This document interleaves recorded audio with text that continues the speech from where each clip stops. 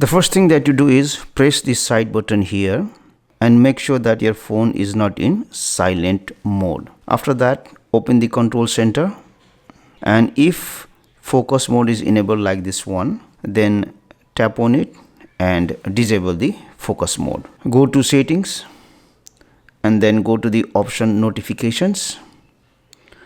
Inside here, look for all the applications, and if notifications are disabled, then enable it.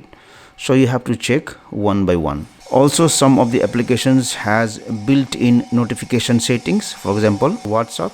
So open it, go to the profile icon, notifications, and make sure the notifications are on. Similarly, check like this one for those applications whose notifications you are not receiving. Then the last thing that you can do is go to settings here, go to the option general, go to transfer or reset iPhone, select reset, select this option reset all settings, and then enter the passcode. No data will be deleted from your phone. Once you have done this one, if still you are not receiving notifications, then go to settings, general, go to software update, and check if there is an update available.